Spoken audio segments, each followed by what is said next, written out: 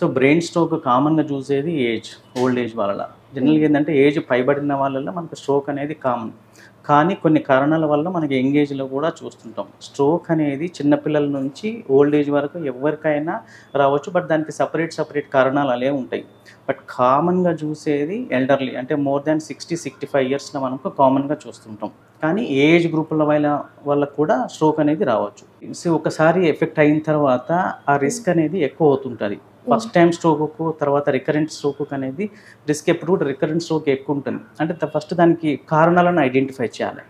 ఇప్పుడు బీపీ ప్రధానమైన కారణాలు ఏంటంటే హైపర్ టెన్షన్, తర్వాత diabetic, cholesterol, smoking, obesity, heart conditions, ఇలా కొన్ని కారణాలు ఉంటాయి. ఇప్పుడు మనకు స్ట్రోక్ వచ్చిన తర్వాత స్ట్రోక్ మెడికేషన్స్ పెడతాం, తర్వాత రిస్క్ ఫ్యాక్టర్స్ని కంట్రోల్ చేస్తాం.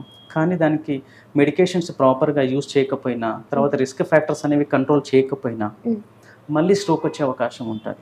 అంటే దేని నుంచి వస్తుందో దాన్ని ఐడెంటిఫై చేసి అవి కూడా కంట్రోల్ చేసుకుంటే ఫ్యూచర్లో స్ట్రోక్ రాకుండా చూసుకోవచ్చు. డెఫినెట్గా స్ట్రోక్ వచ్చినప్పుడు సడన్గా వచ్చే బాడీలో చేంజెస్ అండి. దానికి ఒక న్యూమోనియం ఉంటుంది, న్యూమోనిక్ అంటాం, అంటే ఒక కోడ్ వర్డ్ అంటాం. సో బీ ఫాస్ట్, దానికి ఈచ్ లెటర్కి ఒక్కొక్క ప్రాబ్లం ఐడెంటిఫై చేయొచ్చు.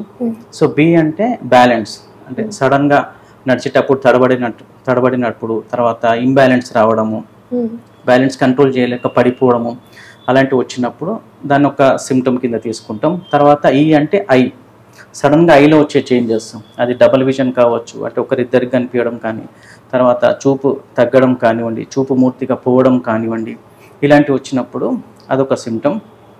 తర్వాత ఎఫ్ అంటే ఫేస్ ఒక సైడ్ క్రాస్ అయిపోవడము, మూతికి ఒక సైడ్ రావడము, తర్వాత ఒక సైడ్ సెన్సేషన్ తగ్గిపోవడము, అలాంటిది. తర్వాత ఏ అంటే ఆర్మ్, అంటే సడన్గా చేయి కిందికి పడిపోవడము, తర్వాత చేయి గ్రిప్ తగ్గిపోవడము, అంటే చేతి నుంచి ఏదైనా వస్తువు పట్టుకోలేకపోవడము, అది. తర్వాత ఎస్ అంటే స్పీచ్, సడన్గా స్పీచ్లో వచ్చే చేంజ్, అది మాట తడబడడం కానివ్వండి, వర్డ్స్ రావడానికి ఆలోచించడం కానివ్వండి, సో అస్సలు మాట్లాడకపోవడం కానీ, అలాంటి సిమ్టమ్స్. తర్వాత లాస్ట్ ఏంటంటే టీ అంటే టైం. సో టైం అనేది చాలా ఇంపార్టెంట్.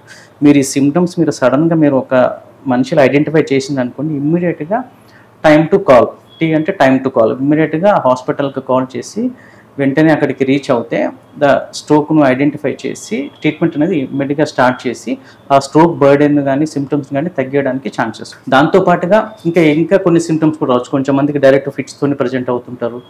కొంచెం మందికి సడన్గా సివియర్ హెడేక్ రావచ్చు, కొంచెం మందికి సడన్గా హెడేక్ వచ్చిన తర్వాత వామిటింగ్స్ రావచ్చు, ఇలా. బట్ ప్రధానంగా చూసేది బీ ఫాస్ట్.